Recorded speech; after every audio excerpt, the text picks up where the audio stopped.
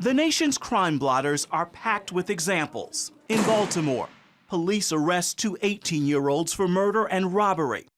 In Chicago, officers lock up an 18-year-old and 20-year-old for shooting and killing a 15-year-old girl. And in Albany, 7 people, mostly teenagers, arrested in the stabbing death of a 21-year-old. That's just 3 cases, 11 young suspects, and criminal defense attorney Tim Anderson says most are likely to share one painful reality. You can see the pattern starting at the very, very beginning stages in these men's lives. You see it in every one of the reports of these people I deal with. No father, no father, no father. A parenting crisis, absolutely. Some studies suggest 85% of young people in prison come from fatherless homes, and those homes are on the rise. There are more than 12 million single-parent families across the country, with more than 80% of them headed by single mothers. You can't blame a single mom. If she has 3 kids, she's working 4 jobs to keep her house afloat. Can't blame her.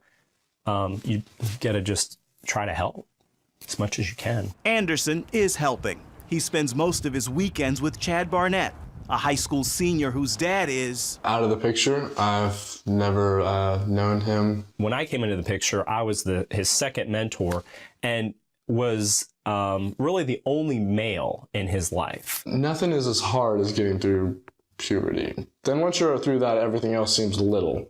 So yeah, he's definitely helped me through a lot. In 5 years, the pair has grown closer than brothers. Chad even works in Tim's law office after school. Tim probably could have told himself, you know, I don't have the time, but he did make the time for me. And I think for anybody, it's possible to make the time. It's just about how badly you want to help someone. It's doable, and it's the way that we're really going to change the entire, I think, face of this nation. Susan Taylor is the former editor of the groundbreaking Essence magazine that's delivered inspiration to millions of Black women. After 37 years, she left that platform to start another, National Cares Mentoring. Its mission? Inspire people to take the time to mentor a child. 80% of Black 4th graders are reading below grade level, and 56% are functionally illiterate. 1 million Black men are incarcerated. And you know, failing schools are the pipeline to prison. So mentors stepping into that space create, oh my gosh, mentoring is just transformative. National Cares is on the ground in more than 50 cities across the country and growing.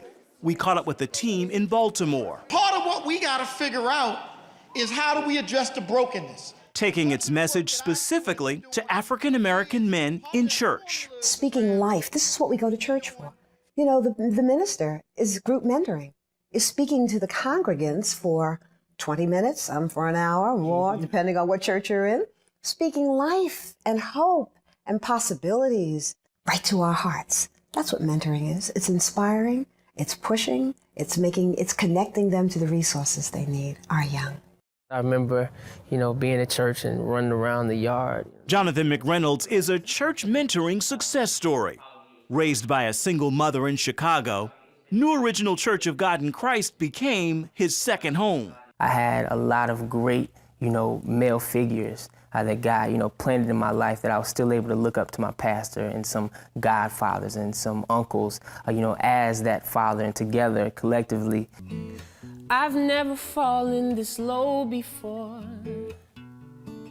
That voice may sound familiar. McReynolds recently released his first CD, Life Music. It's climbing the gospel charts. I remember there were times when my cousin, you know, we would talk, and, you know, she's like, "Where's your dad?" And I'm like, I don't know, I don't have one. And I you know, innocently and genuinely meant that. You know, I don't, you know, feel that void, I don't feel that emptiness. And, you know, now I look back and I realize, you know, it was nobody but God, you know, being the father to the fathers like he promised he would be. See, it wasn't meant for me. While McReynolds travels the world singing songs he's written, he still comes home to Mom, his pastor, and his little Chicago church to serve as a mentor himself. It's really just for the salt of the earth. First of all, to not lose its saltiness, and that's what a lot of my music is about, is we are here to preserve, and we are here, you know, we have to pray. We have to, give as much of a good influence to these kids. I'm tired of waiting on cycles to end. Ephraim Graham, CBN News, Chicago. So I'll lean on the shoulder that I can depend on.